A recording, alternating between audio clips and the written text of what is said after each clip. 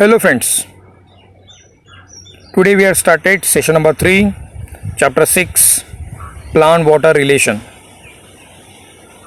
Now in this session we have started the two main topics, path of water in the root tissue during absorption and second mechanism of water absorption. तो आज दो topic हम लोग देखेंगे, path of water in root tissue during absorption and mechanism of water absorption. The first topic is a path of water across the root. So now in these two diagrams we can easily observe the path of water. So water absorbed by the root, it enter into the root system, so it passes to the epidermis, cortex, endodermis, it across the endodermis, pericycle, and finally it reaches towards the xylem for the translocation of water. तो आप लोग इसे diagram में easily देख सकते हो. Path of water, पहला water कहाँ पे एंटर हुआ? रूट हेयर में. रूट हेयर से it passes to the cortical cell, जो इनसाइड सेल है. कॉर्टिकल सेल में कॉर्टेक्स आता है, एंडोडर्मिस आता है, पेरीसाइकल आता है. Finally it reaches towards the xylem and from the root the water is translocated from the root to the upper tip region. So path of water, so water is absorb by the root hair through the three physical process. कल हम लोगों ने last session में देखा था कौन कौन से तीन फिजिकल प्रोसेस है. Imbibition, diffusion and osmosis. By this three process water is absorb by the root and it translocated from root to the upper aerial part of the plant. So now the path of water. अभी देखो यहाँ पे root जो absorb करता है water. So there are three physical process हम लोगों ने देखी. उसमें इम्बिबिशन देखा, डिफ्यूजन देखा, ऑस्मोसिस देखा. So these are the three process. मगर वाटर एब्जॉर्प्शन कैसे होता है देखो. In empty root hair, empty root hair means इसमें पानी नहीं है, एम्प्टी है, फ्लैसिड बोल सकते हैं उसको. बेटर वर्ड क्या है? Flaccid. The flaccid root hair जिसमें पानी नहीं है, there DPD, diffusion pressure deficit, and there osmotic pressure is high. Flaccid cell में जो एम्प्टी सेल है रूट हेयर, उसका डीपीडी और ऑस्मोटिक प्रेशर कैसा है? High. And there turgor pressure is low. तो रूट के अंदर का डीपीडी और ऑस्मोटिक प्रेशर ज़्यादा है. ऑस्मोटिक प्रेशर ज़्यादा है तो by the rule of osmosis में क्या होता है? Lower concentration always move towards the higher concentration. Root hair में ऑस्मोटिक प्रेशर ज़्यादा है और बाहर का कॉन्सेंट्रेशन रूट सॉइल में कॉन्सेंट्रेशन कैसा है? लो. तो ऑस्मोसिस से क्या होगा? Water enter from outer surrounding soil into the root hair. तो वाटर कहाँ पे एंटर होगा? From the surrounding soil to the root hair, because there DPD and OP, osmotic pressure is high, turgor pressure is low. तो once again I will repeat, root hair is a flaccid means empty. तो उसका DPD और osmotic pressure कैसा है? High. Turgor pressure कैसा है? लो. So water enter into the root hair and root hair become turgid. Turgid means fully पानी से भरा हुआ, टर्जिड. सो टर्जिड हो गया रूट हेयर. तो there DPD and OP become lower. उसका डीपीडी और ऑस्मोटिक प्रेशर कैसे बनता है? Lower. And turgor pressure become higher. While inner cell, root hair के अंदर का सेल आप लोग देख सकते हो यहाँ पे, कॉर्टेक्स बोल सकते हैं, या अंदर का सेल, वो एम्प्टी है. अभी वहाँ पे एम्प्टी हो गया. So this are the simultaneously process. Turgid flaccid. Flaccid है तो डीपीडी, ऑस्मोटिक प्रेशर हाई है, टर्गर प्रेशर लो है. उसमें पानी भर गया, डीपीडी कैसे बन गया? लोअर. ऑस्मोटिक प्रेशर बन गया लोअर और टर्गर प्रेशर कैसे बन गया? हायर. अंदर के सेल का इट इज़ अ फ्लैसिड, तो उसका डीपीडी ओपी हायर है, टर्गर प्रेशर लोअर है. So these are the simultaneously process. As a result cell to cell water enter and finally it reaches towards the xylem. तो cell कैसे बन जाता है? Turgid flaccid simultaneously हो रहा है.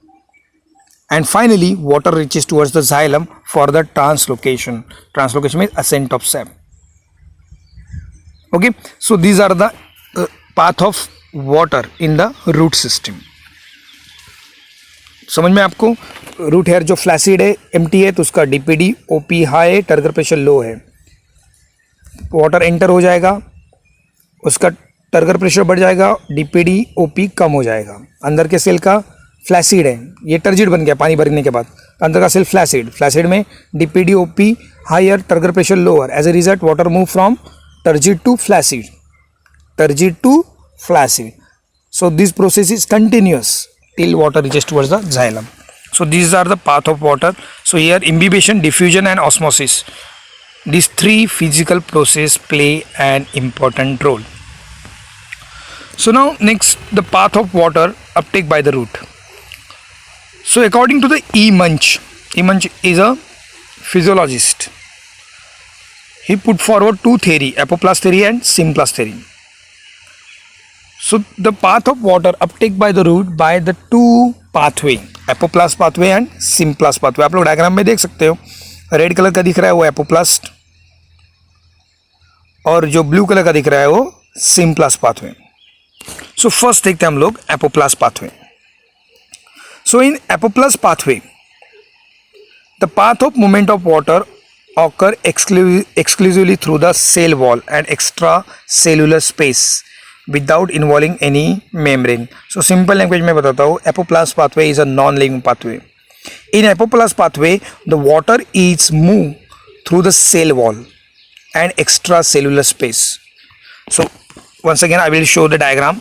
In apoplast pathway, red colour का दिख रहा है आपको, water is moved between the cell के cell wall. देखो हर एक सेल एक दूसरे को ज्वाइंट है with the cell wall. Cell wall is made up of highly hydrophilic compound. तो वाटर यहाँ पे मूव कैसे हो रहा है? In between the cell there is a gap is present and this gap contains cellulosic pectic compound. So water move through this gap which is present between the cell wall and finally it reaches towards the xylem. These are called as the apoplast pathway. So once again I will repeat, what is apoplast pathway? Apoplast pathway is a non-living pathway. In this pathway, water is moved through the intercellular space present between the cell. This space containing cellulosic and pectic compound, because the cell wall is made up of cellulosic and pectic compound. So water move through the cell wall and extracellular space without involving any membrane. कोई भी membrane इसमें involve नहीं है.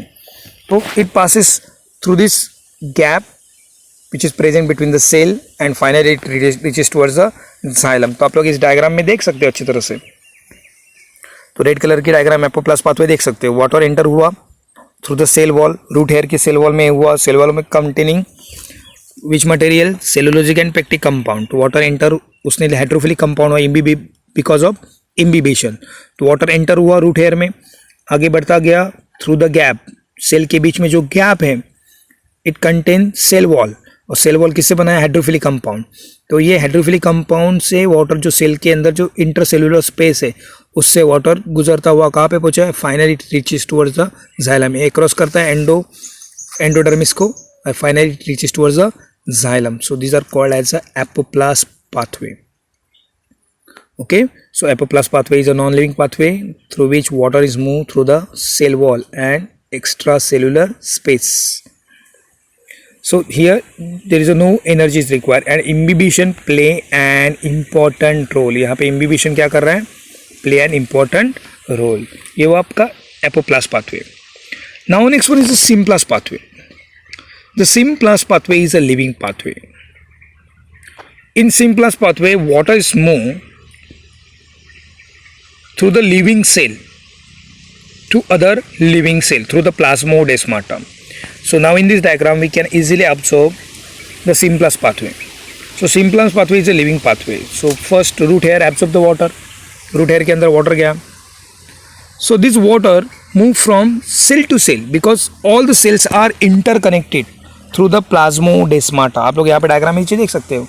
Plasmodesmata is a connection between the two cells. ऐसे हर एक cell को एक एक कनेक्शन है, गैप है, and this gap form a cytoplasmic bridge connection between the cell. So water is enter into the cell, root hair cell, and then it passes through cell to cell, living cell. So these are the living pathway. Living cell से पास हो रहा है. Through the plasmodesmata, हर एक cell एक दूसरे को joint है through the plasmodesmata, और प्लाज्मोडेस्माटा फॉर्म का क्या करता है, cytoplasmic connection between the cell. So water is move from the living cell, cell to cell, finally reaches towards the xylem. Blue colour की आपको लाइन दिख रही है आपको. तो वाटर कहाँ पे एंटर हुआ, रूट हेयर में एंटर हुआ, रूट हेयर से दूसरे सेल में गया थ्रू द प्लाज्मोडेस्माटा. ऐसे करके एक साइमल्टेनियसली एक सेल छोड़ के दूसरे सेल में जा रहा है टर्जिड फ्लैसिड होके, finally reaches towards the xylem. So these are called as a Simplast pathway. Once again, what is Simplast pathway? It is a living pathway. The water is moved through the living cell, cell to cell. All these living cells are interconnected through the plasmodesmata forming a cytoplasmic bridge, and the water is moved through this cytoplasmic bridge through the plasmata, and finally it reaches towards the xylem. These are called as a Simplast pathway. Okay, now in symplast pathway osmosis play an important role. मैंने आपको पहले बोला कि apoplast pathway में inhibition play करता है important role, but in symplast pathway the osmosis play an important role. तो ये होगा आपका सिम्प्लास्ट पाथवे. नाउ नेक्स्ट हम लोग सिम्प्लास्ट पाथवे के बाद next mechanism of absorption of water. हम लोगों ने पाथ ऑफ वाटर देखा. पाथ ऑफ वाटर में डीपीडी, ओपी, टर्गर प्रेशर का, टर्जिड फ्लैसिड सेल का देखा. उसके बाद द टू पाथवे जो किसने पुट फॉरवर्ड किए थे, ई मंच ने, एपोप्लास्ट एंड सिम्प्लास्ट. तो now the next theory is a mechanism of absorption of water. So there are two mechanism of absorption of water, active and passive absorption. The first is active absorption. So now in active absorption there are two theories, osmotic theory and non-osmotic theory. The osmotic theory was proposed by Atkin and Priestley in 1922. So according to the osmotic theory, the water is absorbed due to the osmosis, difference between soil solution and the cell sap. तो आप लोग ने diagram में देख सकते हो कि इन symplast pathway में देख तो वाटर एंटर हुआ है रूट हेयर में because of osmosis. So here in the osmosis there is a difference between osmotic difference between the soil solution and a cell sap. Cell sap means जो cell के अंदर जो weak mineral solution रहता है उसको बोलते हैं cell sap. तो now in this theory the water is absorbed due to the osmotic difference between the soil solution and the cell sap. Means cell become turgid, flaccid simultaneously and water reaches towards the xylem. These are called as osmotic theory. So here for the absorption of water, osmosis play an important role. Second is the non-osmotic theory. It is proposed by Kramer and Thymen in 1959. So absorption of water occur when the concentration of cell sap in the root hair is lower than the soil solution. तो यहाँ पे देखो it is occur because of against the gradient concentration and it require energy.